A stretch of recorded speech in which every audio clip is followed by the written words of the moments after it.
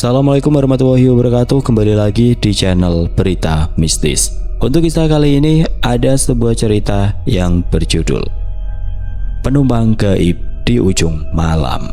Sebelum kita lanjut ke ceritanya, tekan dulu tombol like video ini dan jangan lupa tekan juga tombol subscribe channel ini. Nyalakan juga lonceng notifikasinya agar tidak ketinggalan cerita-cerita lainnya. Dan buat teman-teman yang pengen belanja-belanja, nanti silahkan saja klik etalase yang ada di pojok kiri bawah, atau teman-teman bisa kunjungi link pembelian yang ada di kolom deskripsi.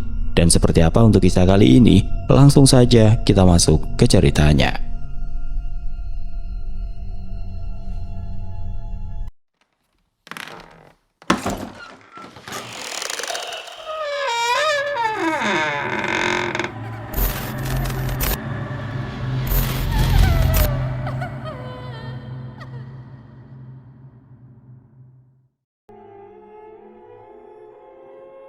Lampu neon di langit-langit kantor berkedip-kedip tidak beraturan, suara nyanging kecil yang sangat mengganggu konsentrasi. Aku melirik jam di sudut kanan bawah monitor, 19.30. Sudah lewat jam pulang, tapi tumpukan revisi dari bos seolah punya nyawa sendiri. Terus bertambah meski sudah dikerjakan. Di ruang sebelah sayup-sayup terdengar teriakan seru anak-anak divisi kreatif yang lagi tanding PS di SKP ROM. Beruntung sekali mereka, pikirku. Sementara itu beberapa senior sudah rapi dengan tas raketnya, siap berangkat badminton seolah energi mereka tidak ada habisnya. Duluan ya mas, jangan lupa dikunci pintunya kalau terakhir, teriak salah satu teman sambil berlalu. Aku hanya mengacungkan jempol males tanpa menoleh. Setelah membereskan tas dan memastikan semua colokan mati, karena denda meninggalkan barang elektronik menyala itu lebih horor daripada hantu manapun. Aku memesan Grab. Hanya butuh 2 menit sampai aplikasi menunjukkan driver sudah di depan gerbang. Cepet banget. Biasanya di jam segini mencari driver di sekitaran area perkantoran yang agak menjorok ke dalam itu susahnya minta ampun. Aku melangkah keluar. Udara malam Malang yang biasanya sejuk malam ini terasa lebih lembab dan berat. Pak Agus, begitu nama yang tertera di aplikasi, sudah menunggu dengan motor Matic hitamnya. Ia parkir tepat di bawah bayangan pohon mangga besar di depan pagar. Lampu motornya redup, kekuningan, kontras dengan lampu jalan yang putih pucat. Pak Agus? Tanyaku memastikan. Laki-laki parubaya itu hanya mengangguk kecil, wajahnya datar, benar-benar tanpa ekspresi. Tatapannya lurus ke depan, tapi seolah menembus gerbang kantorku. Bukan melihatnya. Ia mengenakan jaket Grab yang warnanya sudah agak kusam, mungkin terlalu sering terpapar panas dan hujan. Sesuai aplikasi ya pak, ke arah Sawo Jajar, kataku sambil menaiki jok belakang. Dia tidak menjawab, tidak ada ramah tamah, malam mas, atau sudah pulang kerja mas, seperti driver pada umumnya. Ia langsung menarik gas pelan, suara mesin motornya terdengar halus, terlalu halus untuk motor yang terlihat sudah berumur. Baru sekitar 100 meter berjalan, suasana terasa sangat kaku. Aku paling tidak suka perjalanan yang sunyi senyap seperti ini, rasanya canggung. Aku mencoba mencairkan suasana. Rame ya Pak hari ini? Tadi saya pesan langsung dapat, kataku berbahasa basi sambil mencoba menyesuaikan posisi duduk. Pak Agus terdiam sejenak, ia berdeham. Suaranya berat dan serak, seperti orang yang sudah lama tidak minum atau terlalu banyak merokok. Lumayan mas, tapi malam ini udaranya beda. Aku tertawa kecil mencoba bercanda. Iya pak, Malang kalau habis hujan, sore. Emang suka bikin baper, dinginnya menusuk, apalagi kalau jomblo pak. Biasanya guyonan receh begini akan dibalas tawa atau setidaknya geraman ramah. Tapi Pak Agus tetap diam, baunya tegang, lewat kaca spion yang agak retak. Aku bisa melihat matanya yang terus melirik ke kanan dan ke kiri jalanan yang mulai sepi. Mas, panggilnya tiba-tiba memotong tawaku. Iya pak, pernah masuk ke kawasan angker? Pertanyaan itu meluncur begitu saja, tidak ada nada bercanda, benar-benar datar namun penuh penekanan. Aku tertegun sejenak, bulu kuduku meremang tiba-tiba, padahal kami masih di jalan raya yang cukup terang. Wah jangan nakut-nakutin dong pak, saya ini baru pulang kerja, otak lagi mampet, jangan dikasih horor dulu. Jawabku berusaha tetap santai meski jantungku mulai berdegup lebih kencang. Saya nggak nakut-nakutin mas. 3 hari lalu saya masuk ke sana dan saya rasa saya belum benar-benar pulang. Motornya melambat. Di depan jalanan mulai memasuki area yang lebih gelap. Aku menelan ludah. Cerita ini baru dimulai dan aku sudah merasa menyesal tidak ikut teman-temanku main badminton saja malam ini. Motor Pak Agus melaju makin pelan, seolah mesinnya terbebani oleh beratnya cerita yang hendak ia tumpahkan. Aku bergeser sedikit ke belakang, menjaga jarak, tapi telingaku kupasang tajam-tajam. Di sisi jalan, ruko-ruko yang sudah tertutup tampak seperti deretan nisan beton yang membisu. 3 hari lalu, mas. Pak Agus memulai, suaranya parau, seolah ada pasir yang mengganjal di tenggorokannya. Harusnya saya sudah di rumah. Selonjoran sambil nunggu kopi buatan istri. Jam 11:35 malam. Mata sudah sepet, punggung rasanya mau copot. Ia menarik nafas panjang, kepalanya menggeleng pelan. Namanya orang cari duit, mas. Saya lupa matikan aplikasi. Pas mau saya pencet off, bunyi. Keras sekali suaranya, padahal volume HP saya kecilkan. Saya lihat layarnya, ada anak muda minta jemput di dekat perempatan yang lampunya sering mati itu. Jarak jemputnya cuma 200 meter. Aku mengangguk-angguk, mencoba membayangkan situasinya. Sebagai budak korporat, aku tahu persis rasanya dilema antara pengen istirahat tapi butuh bonus performa. Dilema ya pak, kalau di cancel ngerusak nilai rating, kalau diambil ya badan sudah remuk. Bener mas, itulah bodohnya saya. Saya pikir satu lagi lah buat nambah beli rokok besok pagi. Saya ambil itu orderan, saya putar balik. Pak Agus menceritakan bagaimana ia sampai di titik penjemputan.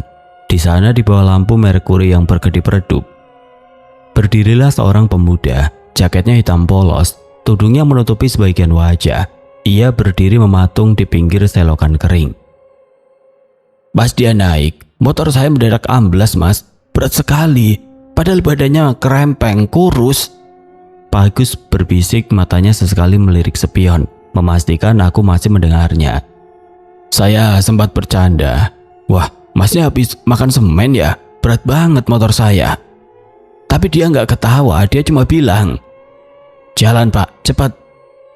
Aku menelan ludah. Dingin ya pak orangnya? Bukan dingin lagi mas. Pas dia pegangan di pundak saya buat nyari keseimbangan, rasanya kayak ditempeli es batu yang sudah lama di freezer. Beku. Tapi yang bikin saya mulai gak enak hati itu pas dia minta lewat jalan pintas. Pak Agus menirukan percakapan malam itu. Penumpangnya meminta lewat jalan Karya Timur. Bagi orang Malang, daerah itu dikenal sebagai sarang gudang. Kalau siang memang ramai truk besar, tapi kalau sudah lewat jam 10 malam itu adalah daerah mati. Hanya ada rel kereta api, tembok-tembok gudang setinggi 3 meter dan penerangan yang sangat minim. Saya sempat nolak mas. Saya bilang, mas lewat jalan utama saja ya, lebih terang. Tapi dia maksa, katanya dia buru-buru ada urusan keluarga. Suaranya itu loh mas, datar, tanpa emosi, kayak orang yang lagi baca teks proklamasi, tapi nggak semangat. Ya sudah, saya masuk ke arah Karya Timur. Begitu motor berbelok meninggalkan aspal halus jalan raya masuk ke area pergudangan, Pak Agus merasakan firasat buruk yang luar biasa. Lampu motornya yang biasanya terang mendadak seperti tersedot oleh kegelapan di depan. Baru masuk gang pertama saya mencium bau yang aneh mas. Bukan bau bangkai tikus, bukan bau sampah, tapi bau tanah basah yang campur melati. Tapi melatinya sudah busuk. Bau itu nempel di hidung saya sampai sekarang. Pak Agus mendengus, mencoba mengeluarkan bau imajiner itu dari pernapasannya. Aku merapatkan jaket. Entah kenapa udara di boncengan ini terasa semakin menggigit, seolah-olah cerita Pak Agus membawa hawa dari 3 malam lalu ke masa sekarang. Terus penumpangnya gimana pak? Masih diam? Pak Agus terkekeh pendek, suara tawanya kering dan tidak enak didengar. Dia nggak diam lagi mas, dia mulai bisik-bisik di belakang telinga saya. Dia bilang, Pak, jangan lihat ke kiri ya, fokus ke depan saja. Bapak lihat ke kiri? Tanyaku spontan, jantungku berdegup kencang. Pak Agus terdiam lama, motor kami melewati sebuah pohon beringin di pinggir jalan raya yang akarnya menjuntai hingga hampir menyentuh aspal. Insting manusia itu jahat, Mas. Makin dilarang makin penasaran, dan saat itulah saya sadar saya nggak lagi berada di kota Malang yang saya kenal. Motor Pak Agus perlahan memasuki kawasan Jalan Karya Timur. Bagi yang belum tahu, daerah ini adalah urat nadi pergudangan di Malang yang kalau malam berubah jadi labirin beton yang bisu. Di sisi kiri ada rel kereta api yang memanjang lurus ke arah stasiun, dan di sisi kanan ada tembok-tembok gudang setinggi raksasa yang warnanya sudah kusam dimakan lumut. Mas tahu sendiri kan, Karya Timur kalau malam itu sepinya kayak apa, tapi malam itu beda. Pak Agus berbisik, matanya menyipit menembus kegelapan jalan di depan kami. Begitu roda motor saya menggilas aspal yang retak di gerbang masuknya, mendadak ada kabut tipis yang muncul dari bawah selokan. Bukan kabut dingin biasa, Mas. Kabutnya kuning kusam, baunya kayak besi karatan campur tanah basah. Aku menelan ludah, mencoba membayangkan suasana itu. Mungkin karena habis hujan sorenya, Pak. Kan biasa kalau penguapan gitu. Pak Agus terkekeh-ketir. Saya juga mikirnya gitu, Mas. Ini mah biasa. Malang kan dingin. Saya coba menghibur diri sendiri. Saya tawarin rokok ke penumpang di belakang. Maksudnya biar nggak kaku banget. Mas, mau udut? Dia jawab apa, Pak? Nggak jawab, Mas. Dia cuma geleng kepala. Tapi pas dia geleng, saya dengar suara krek-krek dari lehernya. Kayak engsel pintu yang nggak pernah dikasih oli selama puluhan tahun. Di situ saya mulai merinding. Saya lirik spion tapi aneh. Wajahnya ketutup tudung jaket yang mendadak kelihatan gelap banget. Seolah lampu motor saya nggak sanggup menyinari area di belakang punggung saya.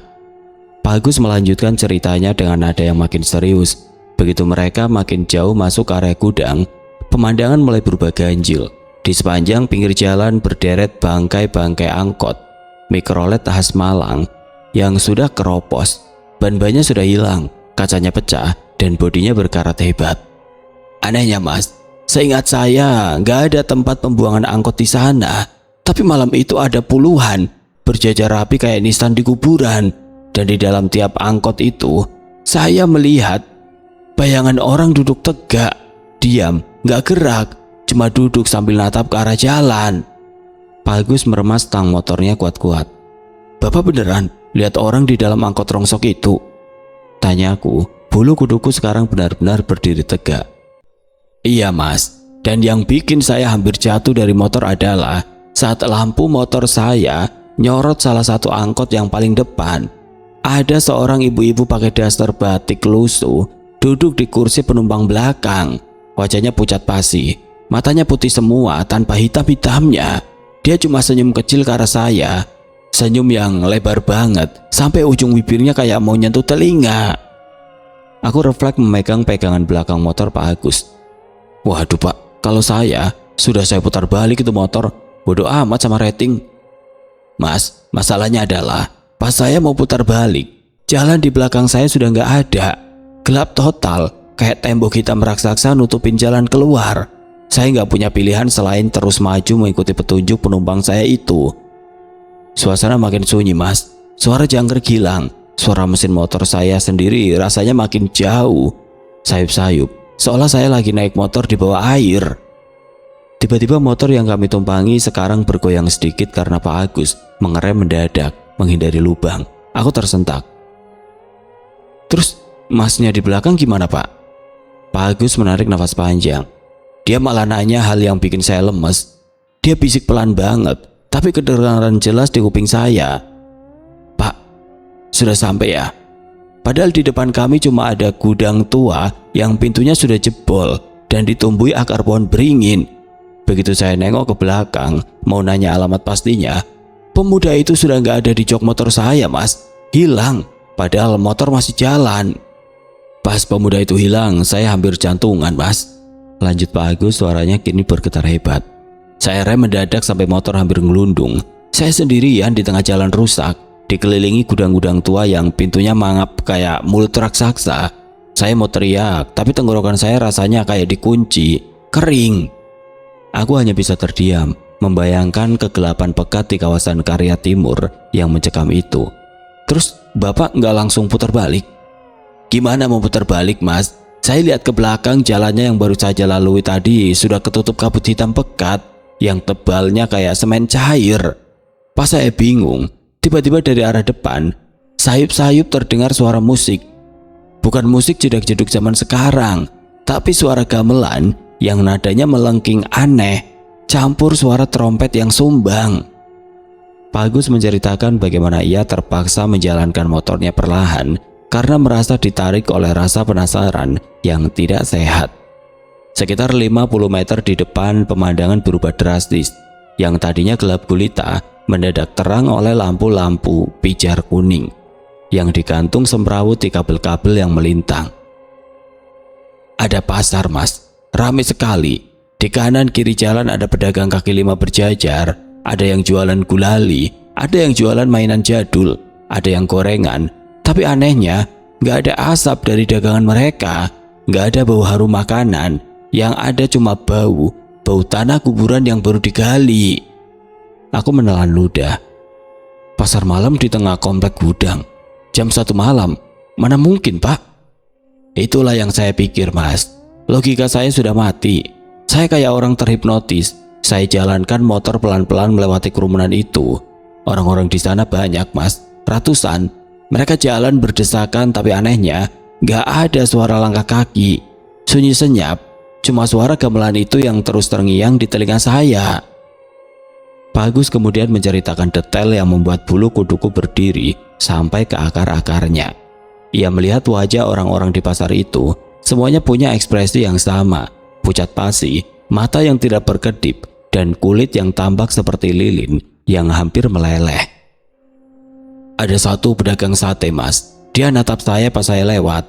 Tangannya kipas-kipas arang, tapi yang dia bakar itu bukan daging, melainkan bungkusan kain kafan kecil.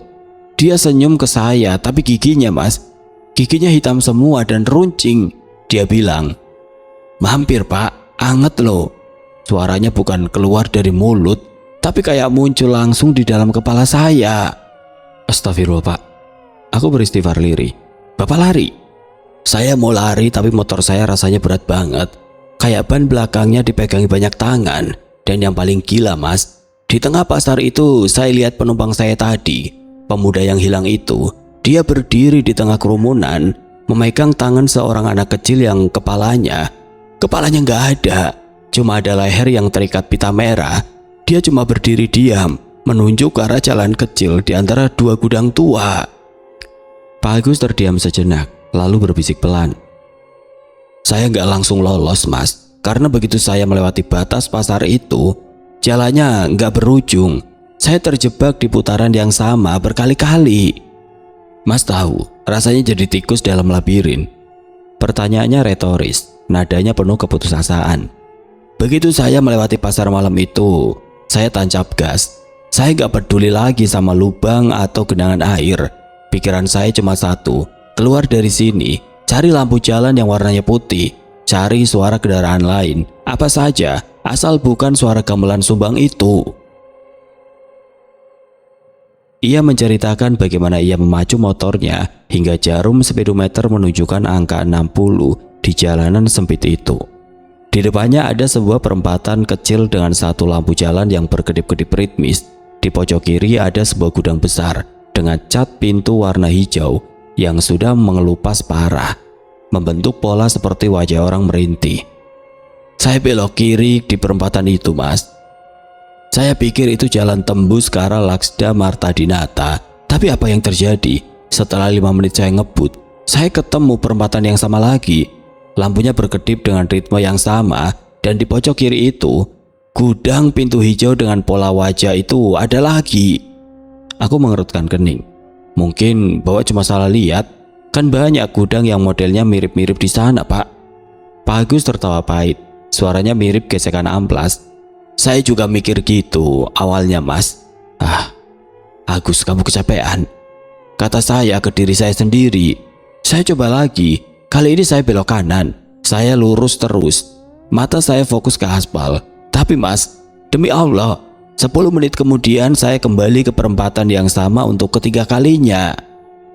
Di putaran keempat saya mulai panik. Saya berhenti sebentar di tengah jalan. Saya ambil ludah. Saya oles ke dahi biar sadar. Saya lihat jam tangan saya. Jam 3 dini hari. Padahal rasanya saya baru masuk kawasan itu beberapa belas menit. Jam saya melompat jauh, Mas. Ia melanjutkan bahwa dalam kepanikannya, ia mencoba menandai jalan. Ia mengambil sebuah botol air mineral kosong dari keranjang motornya dan melemparkannya tepat di bawah lampu jalan yang berkedip itu. Ia memacu motornya lagi lurus tanpa berbelok.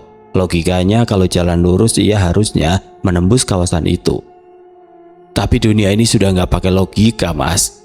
Belum ada 2 menit saya lurus, di depan saya muncul lagi perempatan itu. Dan Mas tahu apa yang bikin saya hampir pingsan di atas motor? Di bawah lampu jalan itu ada botol air mineral yang baru saja saya lempar. Tapi botolnya sudah kelihatan sangat tua. Warnanya kuning kusam, berlumut. Seolah-olah botol itu sudah tergeletak di sana selama 10 tahun. Aku merasa perutku mual. Waktu di sana berjalan beda ya, Pak? Bukan cuma beda, Mas. Waktu di sana itu kayak benang yang kusut, berputar, tumpang tindih. Dan yang paling mengerikan adalah tiap kali saya kembali ke titik itu, suasana di sekitar sana berubah. Gudang-gudang itu perlahan mulai bernafas, tembok-temboknya berdenyut pelan kayak otot manusia, dan di tiap jendela gudang yang saya lewati, sekarang ada orang-orang dari pasar malam tadi. Mereka semua berdiri berjejer menempelkan wajah pucat mereka ke kaca jendela, cuma buat ngeliatin saya yang muter-muter kayak orang gila. Pak Agus meremas rem motornya sedikit terlalu keras, membuatku tersentak ke depan. Saya sadar, Mas, saya nggak cuma tersesat di jalanan, saya tersesat di dalam perut sesuatu yang hidup, sesuatu yang nggak mau saya keluar dari sana dalam keadaan bernyawa. Mas pernah merasa diawasi oleh ribuan mata tapi Mas nggak bisa melihat siapa-siapa? Pak Agus bertanya, suaranya kini terdengar sangat lelah. Di putaran ke-7, saya menyerah. Saya matikan mesin motor, saya berdiri di samping motor, di bawah lampu jalan yang berkedip itu. Sunyi, Mas. Sunyinya itu sampai bikin telinga berdenging, tapi kemudian saya dengar suara srek-srek dari arah belakang. Aku menelan ludah, refleks melirik ke pundakku sendiri. Suara apa itu, Pak? Suara kain yang diseret di aspal. Saya nggak berani nengok. Saya cuma bisa nunduk, melihat bayangan saya di aspal karena sinar lampu merkuri di atas. Tapi aneh, Mas, di aspal itu bayangan saya nggak sendirian. Ada bayangan lain yang lebih tinggi, berdiri tepat di belakang saya. Bayangan itu punya tangan yang panjang, nggak masuk akal. Jarinya lancip-lancip kayak cakar ayam. Pak Agus menarik nafas panjang. Tangannya yang memegang stang motor tampak gemetar. Tiba-tiba motor saya goyang. Blak. Kayak ada beban berat yang duduk di jok belakang. Padahal saya lagi berdiri di sampingnya. Pelan-pelan jok motor itu melesap ke bawah. Persis kayak lagi membonceng orang yang beratnya 100 kilo lebih. Bapak lari? Tanyaku dengan suara yang hampir habis. Kaki saya kayak dipaku ke aspal, Mas. Mau lari tapi lemes. Dan saat itulah saya merasakan hawa dingin yang luar biasa di tengkuk saya. Dinginnya itu bukan kayak es tapi kayak tiupan angin dari dalam sumur tua yang lembab. Terus ada suara bisikan. Suaranya persis kayak pemuda yang saya bonceng tadi. Tapi kali ini suaranya berlapis-lapis. Kayak banyak orang ngomong barengan.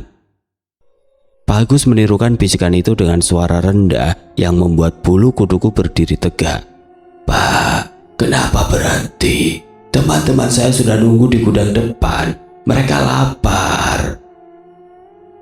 Saya langsung melompat ke atas motor, Mas. Saya starter itu mesin sekuat tenaga. 1 kali 2 kali nggak mau nyala. Saya sudah mau nangis. Saya teriak, Allahu Akbar, sambil nendang pedal selahan motor. Pas mesin nyala, saya langsung gaspol. Tapi pas saya lirik spion, Pak Agus terdiam sejenak. Mukanya makin pucat di bawah lampu jalan. Apa yang Bapak lihat? Pemuda itu, Mas. Dia beneran duduk di jok belakang saya. Tapi tudung jaketnya sudah terbuka. Wajahnya, Mas, saya nggak tahu itu masih bisa disebut wajah atau bukan. Kulitnya kayak sudah mengelupas semua. Tinggal daging merah yang berair. Dan di lubang matanya nggak ada bola mata. Cuma ada belatung putih yang menggeliat-geliat keluar masuk.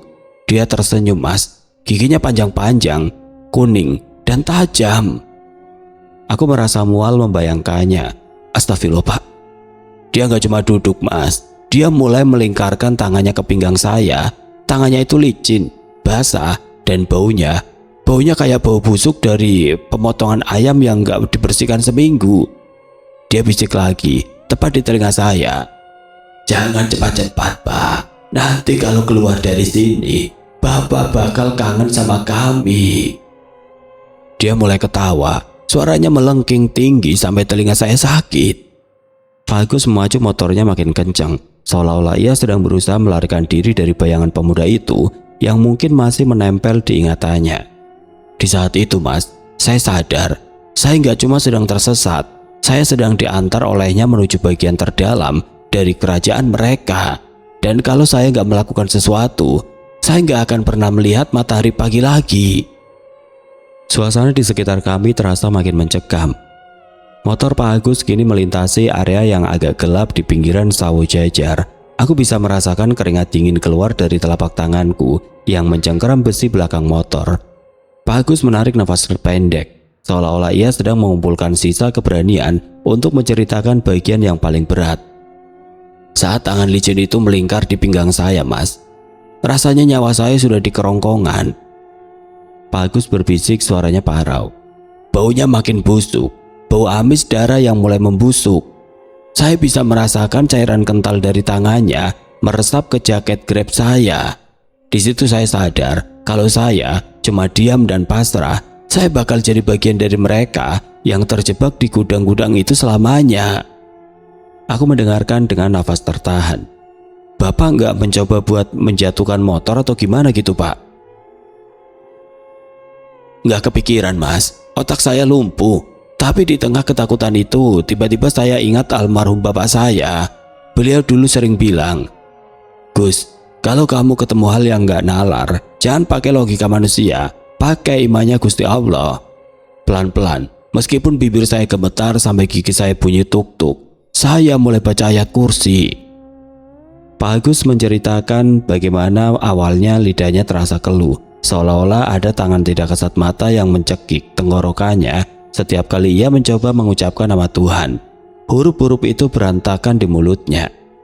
Pas saya sampai di potongan ayat pertama, makhluk di belakang saya itu mendesis. Suaranya kayak ular raksasa yang kegerahan. Shh, berisik, Pak. Diam saja.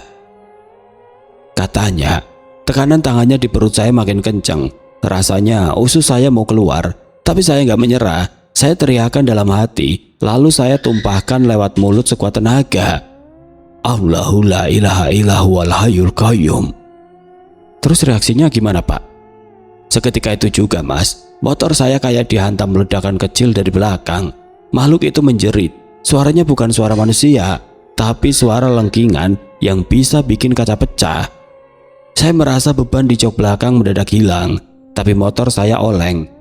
Saya lihat ke spion, pemuda itu jatuh terguling di aspal. Tapi dia nggak diam saja. Dia merangkak cepat banget, Mas. Kayak laba-laba. Kakinya tertekuk ke belakang. Tapi jalannya cepat sekali ngejar motor saya. Aku bergidik ngeri membayangkan sosok yang merangkak terbalik mengejar motor di tengah kegelapan gudang. Saya nggak berhenti baca, Mas. Saya sambung dengan surat-surat pendek yang saya hafal. Al-Ikhlas, Al-Falak, Anas. Saya rapalkan terus-menerus kayak peluru. Anehnya, setiap kali saya menyelesaikan satu surat, kabut kuning di depan saya sedikit demi sedikit tersingkap. Jalanan yang tadinya buntu dan muter-muter mulai kelihatan ujungnya. Ada satu cahaya putih kecil di kejauhan, bukan cahaya lampu pijar pasar malam tadi, tapi cahaya lampu jalan yang biasa. Bapak langsung tancap gas ke arah cahaya itu. Iya, Mas, tapi saya tanya nggak tinggal diam. Dari balik gudang-gudang itu keluar bayangan-bayangan hitam yang mencoba mencegat jalan saya. Mereka berdiri di tengah jalan, melambai-lambaikan tangan yang panjang, tapi saya tutup mata. Saya cuma fokus sama suara saya sendiri yang lagi ngaji. Saya tabrak semua bayangan itu. Rasanya kayak nabrak tumpukan kain basah, dingin dan hampa. Bagus menghela nafas. Matanya kini sedikit lebih fokus ke jalan raya di depan kami. Begitu saya merasa roda depan motor saya menyentuh garis putih pembatas jalan yang lebih terang, saya merasa ada sesuatu yang narik saya dari belakang dengan sangat kuat sampai jaket saya robek di bagian bahu. Tapi saya terus maju sampai akhirnya, jeglek, saya merasa kayak baru saja melompat dari gedung tinggi dan mendarat kembali ke aspal. Begitu saya merasa mendarat kembali ke aspal jalan utama, saya langsung ngerem mendadak, Mas. Pak Agus melanjutkan, suaranya sekarang mengecil, hampir berbisik. Nafas saya memburu, keringat dingin mengucur sampai mata saya perih. Saya menoleh ke belakang, berharap melihat jalan Karya Timur yang gelap. Tapi Mas, tahu apa yang saya lihat? Aku menggeleng pelan, meski ia tidak melihatku. Apa Pak? Kosong Mas, di belakang saya nggak ada jalan masuk. Cuma ada tembok beton tinggi yang sudah retak-retak dan semak belukar yang rimbun sekali.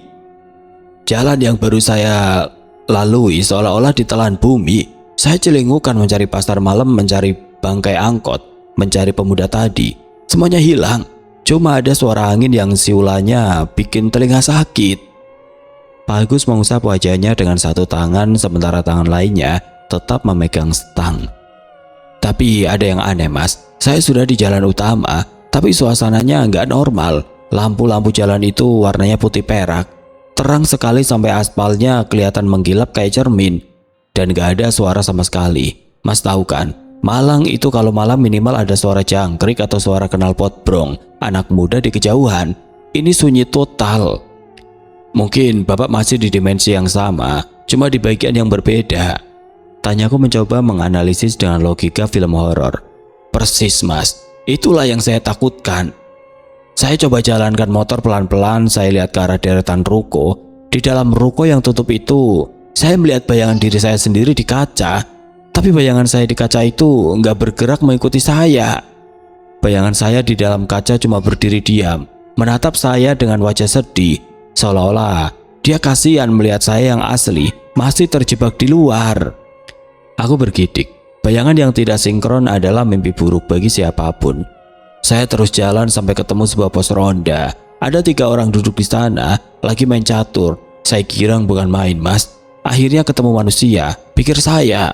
Saya pinggirkan motor, mau tanya jalan keluar atau sekedar minta korek buat menenangkan diri. Permisi Pak, sapa saya. Terus mereka jawab. Pak Agus menggeleng. Matanya menatap lurus ke depan dengan tatapan yang sangat dalam. Mereka nggak menoleh Mas. Mereka tetap fokus ke papan catur. Tapi pas saya dekati, saya baru sadar papan catur itu nggak ada bidaknya. Mereka cuma menggerakkan tangan di atas papan kosong. Dan pas salah satu dari mereka mengangkat wajah, wajahnya rata Mas. Nggak ada mata, nggak ada hidung. Cuma ada lubang kecil di tengah-tengah tempat mulut seharusnya berada, mengeluarkan suara nging yang panjang. Waduh Pak, langsung kabur itu mah. Seruku tanpa sadar mencengkeram bau Pak Agus. Saya nggak pakai mikir lagi Mas. Saya gas motor sekencang-kencangnya. Saya nggak peduli lagi itu jalan utama atau bukan. Saya cuma pengen ketemu sesuatu yang berisik. Di tengah ketakutan itu, saya teringat sesuatu. Saya belum cek aplikasi Grab saya. Pas saya buka HP, layarnya cuma warna merah darah. Dan ada satu pesan masuk dari penumpang tadi. Bapak mau kemana? Perjalanannya kan belum selesai. Pak Agus menarik nafas panjang. Saat itulah saya sadar. Saya belum benar-benar keluar. Saya masih berada di ambang pintu, di antara dunia nyata dan dunia mereka. Dan pintu itu perlahan mulai tertutup. Suasana di sekitar kami sekarang terasa benar-benar sunyi. Seolah-olah dunia hanya menyisakan aku, Pak Agus, dan suara mesin motornya yang menderu rendah. Cahaya lampu jalan di daerah Sawo Jajar yang remang membuat bayangan kami memanjang di aspal. Tampak seperti 2 sosok hitam yang sedang melayang di atas kegelapan. Saya sudah putus asa Mas. Lanjut Pak Agus, suaranya terdengar seperti orang yang baru saja lolos dari maut, tapi masih merasakan dinginnya pedang di leher. Saya tutup mata saya rapat-rapat sambil terus memacu motor. Saya nggak peduli kalau saya harus menabrak tembok atau masuk selokan. Saya cuma teriak sekuat tenaga, tolong, tolong. Sampai tenggorokan saya rasanya berdarah. Tiba-tiba Pak Agus menceritakan sebuah sensasi yang sangat aneh. Ia merasa motornya seperti menabrak sebuah dinding air yang sangat tebal, dingin, basah dan menyesakan. Telinganya seperti tersumbat, lalu tiba-tiba, pop. Suara knalpot motor saya mendadak terdengar lagi, Mas. Nyaring sekali, suara jangkrik, suara hembusan angin di daun-daun pohon sono keling, sampai suara sayup-sayup TV dari rumah warga. Semuanya masuk ke telinga saya sekaligus. Saya buka mata dan saya hampir jatuh dari motor karena kaget. "Bapak sudah di rumah?" tanyaku penuh harap. Pak Agus menggeleng pelan. Tawanya terdengar sangat getir. "Bukan, Mas. Itulah yang bikin saya lemas. Saya ada di depan tanah kosong yang penuh semak belukar, tempat saya menjemput pemuda itu tadi. Saya nggak berpindah sejauh 10 kilo seperti yang saya rasakan. Saya kembali ke titik nol, persis di depan lokasi penjemputan awal." Aku mengerutkan kening mencoba mencerna logikanya.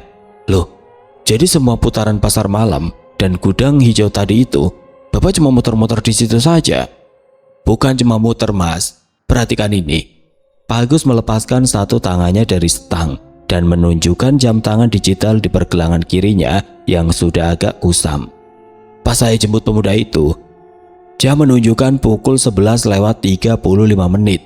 Pas saya merasa keluar dari dimensi itu dan balik ke titik awal, saya kira cuma lewat 15 atau 20 menit. Tapi pas saya lihat jam, "Mas tahu jam berapa?" Aku menelan ludah. "Berapa, Pak?" "Jam 3:15 pagi, Mas." Hampir 4 jam. 4 jam saya hilang dari dunia nyata. Tapi bagi saya, perjalanan itu cuma terasa sebentar. Di aplikasi Grab saya, status orderannya masih sedang menuju tujuan. Tapi GPS-nya ngaco. Garisnya membentuk lingkaran merah yang tebal di atas lahan kosong itu. Seolah-olah saya memang cuma muter-muter di atas tanah kosong itu ribuan kali. Aku merasa merinding hebat. 4 jam di tanah kosong. Orang-orang gak ada yang lihat Bapak. Itu dia masalahnya, Mas. Besok paginya saya tanya ke penjaga perumahan di seberang tanah kosong itu. Dia bilang dia memang lihat motor saya masuk ke area tanah kosong itu jam setengah 12 malam. Tapi dia bilang motor saya langsung hilang di balik kabut. Dia pikir saya lewat jalan tembus. Dia gak pernah lihat saya keluar lagi sampai jam 3 pagi tadi. Pak Agus menghela nafas. Baunya merosot seolah beban yang ia pikul terlalu berat.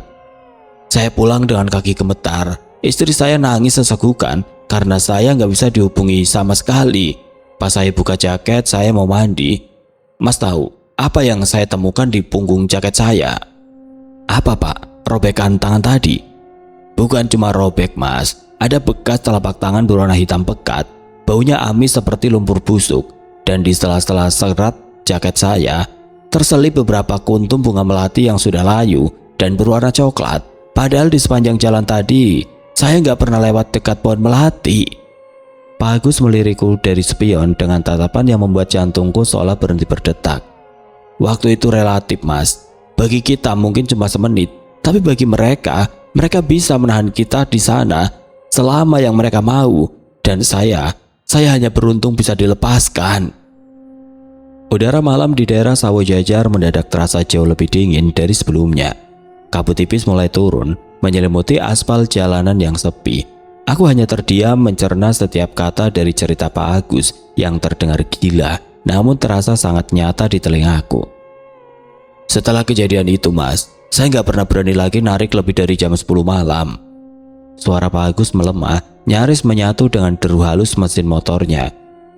"Bagi banyak orang, lingkaran setan itu cuma dongeng. Tapi buat saya itu adalah peringatan bahwa di dunia ini kita nggak benar-benar sendirian. Ada tempat-tempat yang memang disediakan untuk mereka. Dan kalau kita apes, kita cuma jadi hiburan sesaat di sana." Aku mengangguk pelan, merasa lega karena rumahku sudah mulai terlihat di kejauhan. "Pantas saja, Bapak tadi diam saja pas saya naik. Ternyata Bapak masih trauma ya?" Pak Agus tidak menjawab. Ia perlahan mengerem motornya tepat di depan pagar rumahku.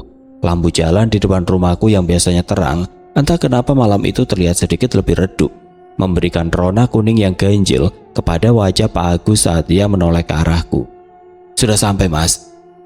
Aku turun dari motor dengan kaki yang terasa agak lemas. Sambil merogoh saku untuk mengambil dompet, aku mencoba memecah kecanggungan terakhir. "Makasih ya, Pak, ceritanya. Beneran bikin saya kapok lembur sampai malam lagi. Ini Pak uangnya, kembaliannya ambil saja. Aku menyodorkan selembar uang 20.000 ke arahnya. Namun saat jemariku bersentuhan dengan telapak tangannya, jantungku rasanya berhenti berdetak. Kulit Pak Agus tidak hanya dingin, kulit itu terasa beku, mati, dan tidak memiliki denyut sama sekali. Rasanya seperti menyentuh daging ayam yang baru dikeluarkan dari freezer. Pak Agus menerima uang itu tanpa ekspresi, tapi ia tidak memasukkannya ke dompet. Ia hanya menatap uang itu dengan tatapan kosong. "Mas," panggilnya lirih saat aku hendak membuka pagar. "Iya Pak." "Mas sadar nggak? Dari tadi motor saya nggak pernah saya isi bensin." Aku tertegun, aku melirik ke arah tangki bensin motornya, lalu ke arah knalpotnya tidak ada asap, tidak ada bau bensin. Bahkan saat aku perhatikan lebih jeli, di bawah lampu pagar rumahku, motor itu tidak memiliki plat nomor. Bagian bodinya penuh dengan karat yang sangat parah, persis seperti bangkai-bangkai angkot yang ia ceritakan di Jalan Karya Timur tadi. "Pak Agus," suaraku gemetar hebat. "Saya cuma mau bilang Mas, hati-hati kalau pulang malam. Jangan pernah lewat Karya Timur. Karena kadang-kadang yang keluar dari sana bukan benar-benar orang yang sama dengan yang masuk." Pak Agus menarik gas motornya. Anehnya tidak ada suara mesin yang menderu. Motor itu meluncur sunyi menembus kabut malam. Aku berdiri terpaku di depan pagar. Mataku tidak lepas dari sosoknya yang semakin menjauh. Saat ia melewati lampu jalan berikutnya, aku melihat sesuatu yang membuatku hampir jatuh pingsan. Di bawah sinar lampu itu, motor Pak Agus tidak membiaskan bayangan di aspal, dan di punggung jaket Grabnya yang kusam ada robekan besar dengan bekas telapak tangan hitam yang masih basah, mengeluarkan bau amis tanah yang menusuk hidung, persis seperti yang ia ceritakan. Aku langsung lari masuk ke dalam rumah, mengunci pintu rapat-rapat, dan tidak berani mematikan lampu kamar sampai pagi.